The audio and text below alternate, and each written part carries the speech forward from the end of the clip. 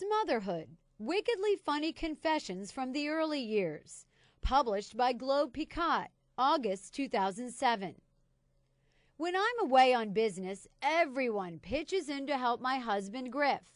Neighbors have him and the kids over for dinner. Relatives offer to take the kids for the night. When a husband is out of town, no one worries about the wife left behind with the kids.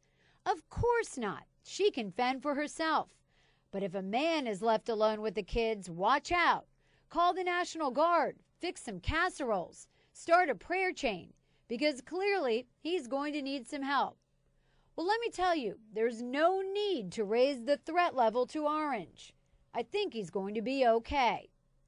When I travel, the cell phone is my lifeline, bridging me from my news world into every little detail of my daughter's daily lives. Nothing is too mundane to talk about. "What did you have for lunch?" I asked Mallory. Peaches, and bread," she says matter-of-factly in her 6-year-old voice. "That's it?" I ask, imagining her starving to death before I return. "There was something called bologna on the bread. I don't like it. I gave it to Sierra," she says, obviously bored with my line of questioning. I stumble over a pile of debris and barely miss sticking a rusty nail through the toe of my construction boot. I'm surrounded by leveled homes, piles of trash, tattered clothes, and curled photographs hanging from trees.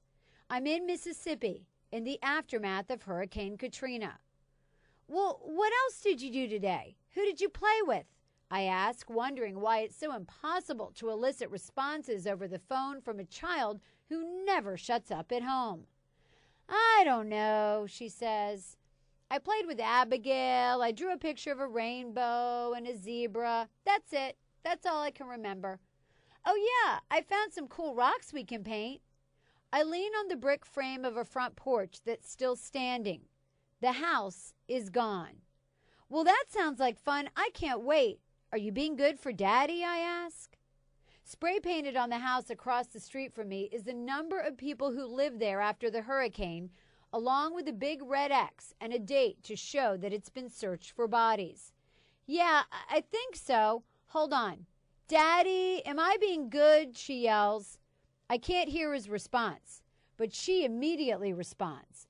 "Yes, except for when I hit Chloe in the head with the lightsaber, but it was an accident." I'm not convinced, but I say, "I'm sure it was, baby. I'm sure it was. I love you. Let me talk to your sister."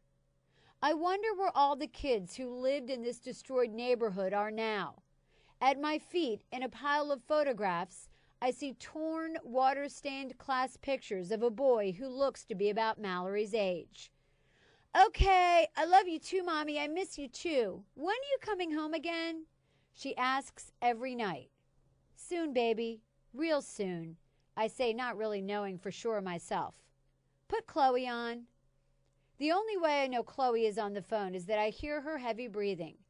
Even at 3 years old, she has a habit of just listening but not responding. By the time she gets to the phone, she is usually sniffling because she has been sobbing and trying to grab the phone out of Mallory's hand.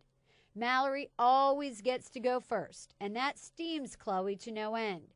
I'm sure this pattern will be repeated many times in their lives as sisters. "Hey, baby," I say in my most soothing mommy tone. "How are you?" She breathes heavily into the receiver. "I love you," I say in a sing-song voice. "Sunshine," she says in a muffled, high-pitched baby voice. I know exactly what she's talking about. I look around to see if anyone is listening, which is ridiculous. I'm in a disaster zone. To my right is a tattered American flag that someone stuck on top of a crumbling dresser. To my left is an impassable road. The debris is 6 feet deep. I'm alone.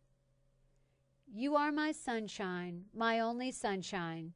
You make me happy when skies are gray. You'll never know, dear, how much I love you. Please don't take my sunshine away." I sing as I marvel at the juxtaposition of my surroundings and the tone of the song. I have an awful voice, except in the shower and maybe after a couple of drinks. Honestly, I suck. But Chloe doesn't seem to notice or mind. "Again, Mama, again," she says in her baby voice that I know she is quickly outgrowing. "Please." And so for the next 10 minutes, I stand in the middle of what looks like the end of the world, and I sing to the center of my world.